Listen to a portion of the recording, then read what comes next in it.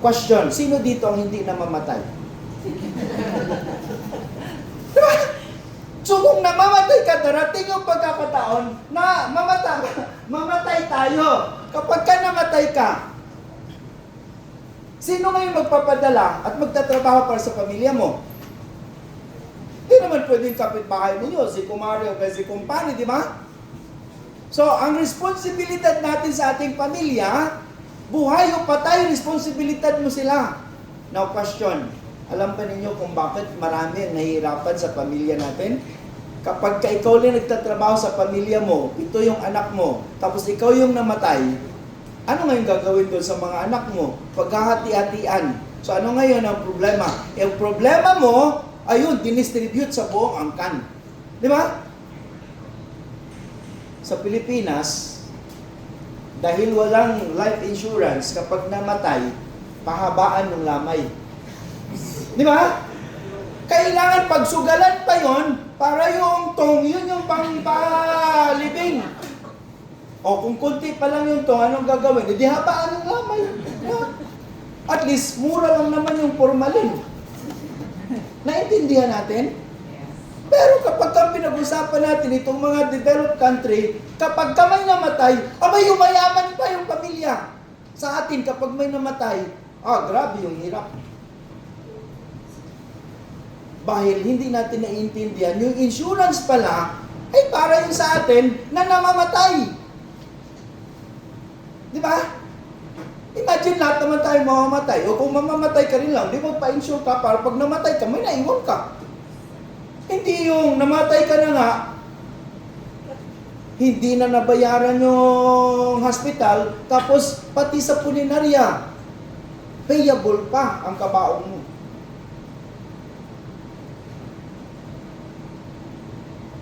So ano ngayon? So sabi natin, healthcare kasi you love yourself. Life insurance kasi you love your family. O yung walang life insurance, ewan ko kung paano nila mamahalin ang pamilya. At ano susunod? Dapat walang utang. So kung ikaw ay mag-i-invest pero may utang ka, check mo muna. Magkano ba yung rate ng return ng yung investment kasi sa utang? Kasi kung ang return ng investment mo ay 7% pero yung utang mo 10%, ano yung pinakamaganda? Tuloy yung investment o bayaran mo na yung utang? Bayaran mo na yung utang kasi mataas yung interest. Usually kasi yung utang, mataas yung interest. Lalo na kung may bahay ka pa na binabayaran, di ba? Ano susunod? Emergency fund at saka ka mag-i-invest. Di ba? O ngayon yung investment, isang bagay yun na pag-usapan natin later on. Di ba? So, may mga investment na tayo. Ngayon, ikaw ngayon, ang mamaya, paano ito, assignment. Di ba? So, mamayang gabi, habang hindi ka makakatulog, dahil sabi mo nga, di ba, mag-i-invest ka na, ito ngayon ang itanong mo. Sabi ni Tito Joey, sabi ng IMZ, 5 lang. Ma? You love yourself, healthcare. You love your family, insurance. Oh, love your freedom, di ba? O bakit love your freedom? Kasi kapag may utang ka at hindi ka nakabayad, masasalubong mo, dito sa Jollibee yung pinapagkautangan mo. Diretso ka bang papasok sa Jollibee? Doon ka na lang sa Lapas Patsoy. Diba? So, ang ibig sabihin, wala ka na kayong freedom para magkala-gala. Diba? Sa gabi ka na lang gagala kasi sa araw baka makita ka. Diba? So, gusto mo bang nabubuhay sa kadiliman? Naintindihan natin yon, diba? So, you love your freedom, kaya dapat wala ka utang. Kasi sabi nga ng Bible, diba? Ang sino mang may utang ay palaging alipin ng pinagkakautangan. So gusto ba natin maging alipin? No. Di ba? At anong susunod? O dapat emergency fund. Kasi you love your investment. If you love your investment kasi pinaghirapan mo yon, isa lang ang yung dapat gawin. Dapat may emergency fund. Kasi kung walang emergency fund, ay nako, yun yung investment mo, yun yung nauna. Di ba? The story of the motor. Pero ang pinakamaganda talaga dito is that yung emergency na sa Pilipinas, saan yung fund? Saan yung fund? Sa Saudi Arabia. Di ba? So kayo yung fund.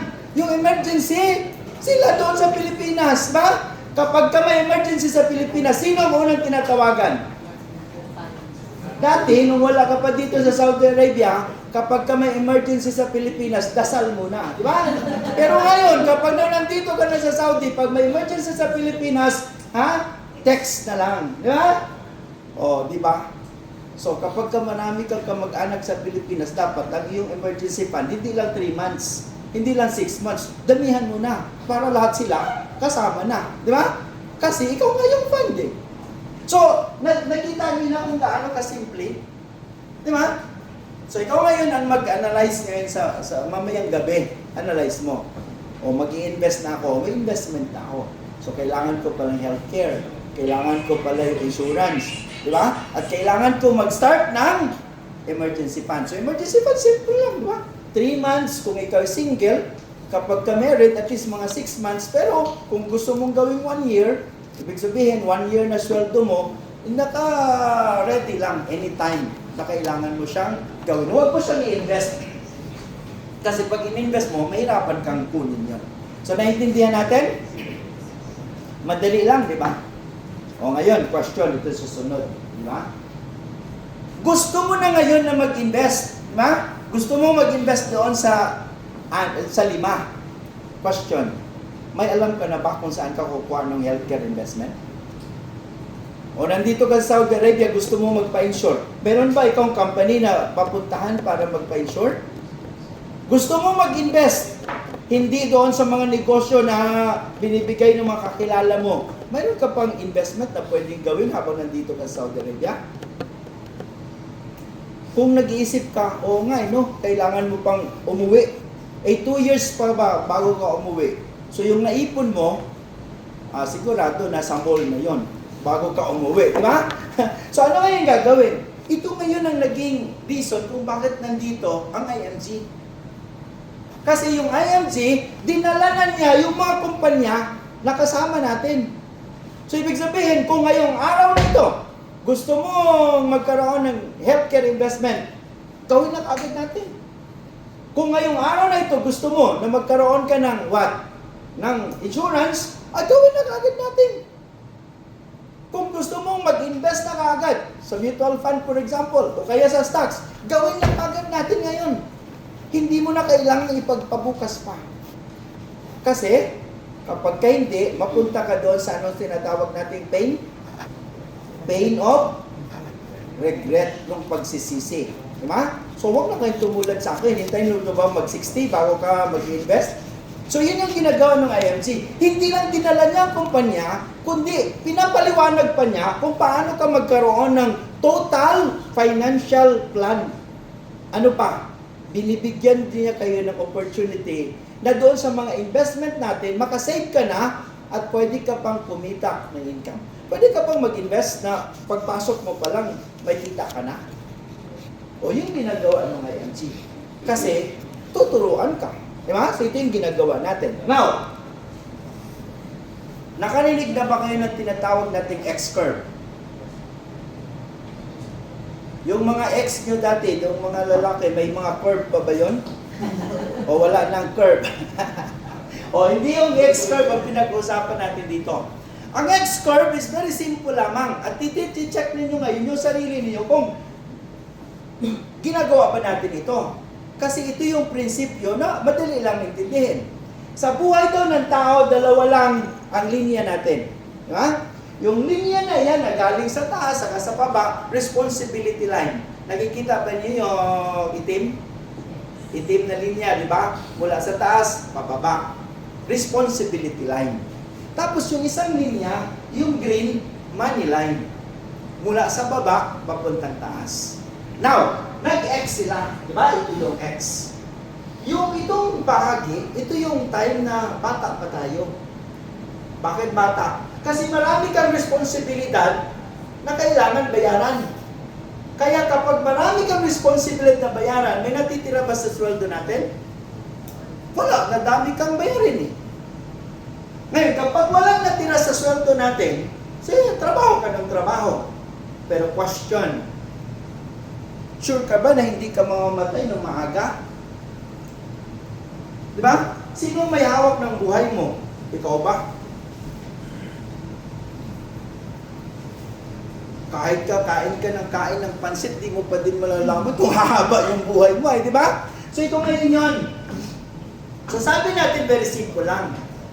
Yung X-Corp, habang ikaw ay bata, at yung iyong sweldo ay kulang pa, o di wala kang savings, kaya ang iyong money line nandito sa baba. Pero habang yung responsibilidad mo na babayaran mo na, ibig sabihin, o natapos mo ng bayaran yung bahay, natapos mo ng bayaran yung kotse, yung mga anak mo nakapagtapos na, di ba? Ngayon, di may extra money ka na dito. Saan mo dadalhin ngayon extra money? Dapat nandito sa savings para yung money line natin lumalaki. Di ba? Until such time na itong money line natin lumaki at yung responsibility natin bumababa, kapag wala na tayong trabaho, nandito na tayo. Di ba? Hindi ka na nagtatrabaho, wala ka na din responsibilidad. Pero dahil yung pera mo malaki, o hindi yung investment mo ngayon, yun yung iyong ginagastos. Kailangan mo pa ba yung ibang tao dyan? Hindi. Kasi you take care of yourself. So may healthcare ka dito para pag nagkasakit ka, wala ka ng problema. Malaki yung investment mo, interest pa lang, nakakain ka na, magda-travel ka pa. Naintindihan? So makikita mo ngayon yung sarili mo dito. Kapag wala kang savings, ang responsibilidad mo malaki. Pero habang tumatagal ang panahon, dapat yung savings natin lumalaki. Yung investment natin lumalaki. Tapos, wala na tayong responsibilidad. Totoo ba yan sa buhay natin? Kapag tinanong ko kayo, saan na kayo dito? Nandito na ba tayo? Malaki yung savings natin na pwede na tayong mag-stop ng pagtatrabaho at wala na tayong responsibilidad? O katulad ka doon sa kaibigan ko, na one time, nagmamadali, magpapadala daw siya sa Western Union. Bakit? Kasi magpangbayad sa cesarean. Nagtataka naman ako kasi magkakapag-edad lang kami doon eh. 60 na yung asawa nito, sinisesarian pati. Hindi daw. Yung kanyang anak, manganganak, cesarean. Siya pa ang magbabayad para sa cesarean. So kung ikaw tumanda na, tapos yung iyong responsibilidad napakataas pa din, may iwan pa dito? Wala. Ang ibig sabihin, hindi natin sinusunod yung prinsipyo ng X-Corp. At kung gusto natin yan na mangyari sa buhay natin, kailangan stop na natin yun. Kung ang mga anak natin may sariling buhay, pwede, bayaan mo na sila. Kasi kinakailangan mo ngayon, you take care of yourself. Otherwise, ano yun? Kapag may mangyari sa iyo, hindi mo na kayang bayaran yung iyong sariling expenses, tapos, ano pa? Yung mga anak mo, cargo mo pa. At yan yung dahilan kung bakit marami pa din sa mga OFW na nandito sa Saudi Arabia, tumatanda na tayo pa din ang may responsibility.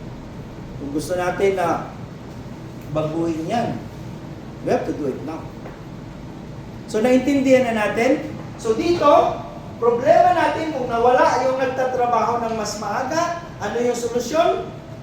So, dapat may life insurance ka. Para kahit nawala ka, ayun, mayroon kang pambayad sa responsibility mo. O dito, malaki na yung ating investment, naka-invest ka, kaya yung ating kinabubuhay kahit na walang trabaho is the income of our investment. At ano, kapag ikaw ay nagkasakit, o di, mayroon kang healthcare. So, naintindihan na natin yung 5 na investment kapag pinag-usapan natin itong X-Corp. O, ito yung pinakagusto kong itanong sa inyo. Di ba? Kailan tayo magre-retire? Kailan tayo magre-retire? Ha? Kailan tayo magre-retire? Karamihan, kapag tinanong ko yung question na ito, very simple lang, di ba? O pag nag-60 o 65 na ako, ako 60 na ngayon, retire na ba ako? O retired din. Okay. Now, ang tanong na ngayon is ganito. Yung ating bang retirement ay nakasalalay doon sa ating age? Hindi ba pwedeng mag-retire ako ng mas maaga? Wala pang 60? Di ba? Pero kailan? Yun yung question. Yung IMG, may formula doon. Alam niyo ba kung anong formula kung kailan magre-retire? Alam niyo ba kung anong formula kung kailan magre-retire? Kaya sino mga engineer dito, baka mamaya tinuro sa iyo. Engineer, tinuro ba sa engineering kung ano yung formula kung kailan magre-retire? Kami mga accountant, tinuro ba sa amin sa finance kung kailan magre-retire? Hindi, di ba? Pero simple lang, di ba? Ito yung tinatawag nating 10-20 rule. Very simple lang. Hindi mo na kailangan umabot pa ng 60 o kaya sa 65 para mag-retire. Ang formula lang is annual income times 20. Kung yung iyong annual income times 20, yun na yung savings na meron ka at ininvest natin, huwag ka nang magtrabaho. Retired ka na. Bakit? Paliwanag nga natin, di ba? For example, yung iyong sweldo is magkano? 20,000, di ba? 20,000 na lang muna. Kung ayaw mong peso, gawin natin real, di ba? 20,000. So 20,000 yung sweldo sa isang buwan. Sa isang taon, magkano yon? May calculator naman kayo, gamitin natin. Huwag lang puro TikTok ko yan, di ba? No. So 20 times 12? 240, di ba? Okay, 240. So, 240 times 20. Magkano? Diba po? sa isang taon, 240,000 ang meron ka, di ba? So, times 20 ngayon, ilan? 4,800,000? Di ba? So, kung 20 yung iyong sweldo every month, and then, nakapag-save ka na ng 4,800,000, pwede ka nang mag-retire. Bakit? Kasi kung yung 4,800,000, i-invest natin at 10%, magkano per annum ang magiging income mo noon?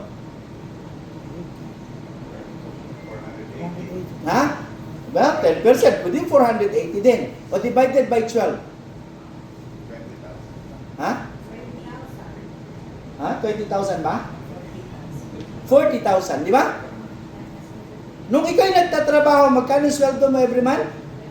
20. Ngayon na nag-retire ka dahil may 4.8 ka na investment, ang kinikita nun is 40 every month. Now, magtatrabaho ka pa ba? Magtatrabaho ka pa? Hindi na. So, ganun lang. Diba?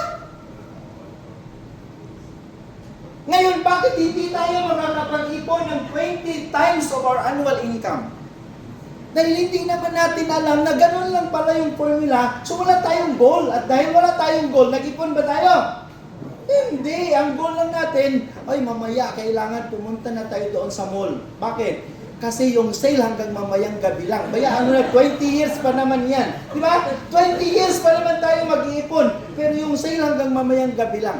Di ba? So, naintindihan natin kung bakit hindi tayo palagi nakakapag-ipon at hindi tayo nakakagawa. Kasi wala tayong formula, di ba? Pero yung formula, simple lang o mahirap? Times 20 lang eh. Naintindihan? Ito na yun. Ngayon, sabi natin kanina, yung pera, kinakailangan, ipunin natin yun kasi yung pera, kumikita ng pera din. Di ba? Pero paano natin maipapaliwanag kung paano yung pera kumikita ng pera din? So, para makita natin yan, ini-introduce namin sa inyo yung the magic of compound interest o kaya naman, yung tawag natin dyan is the rule of 72. Ulitin, ano nga? Rule of 72. Anong ibig sabihin ng rule of 72? Sa rule of 72, very simple lang. Para malaman mo kung kailan madodoble ang yung investment, sa number 72, i-divide mo kung magkano ang rate ng iyong interest o kaya naman growth ng iyong pera. Kung magkano tubo ng pera mo. Pag nag-invest ka, magkano ba tinutubo nun? No. Yung tubo, saka yung kanyang principal sa isang taon pagsasamahin mo. Hindi, lumaki na yon. I-invest natin ulit ngayon. Tapos yung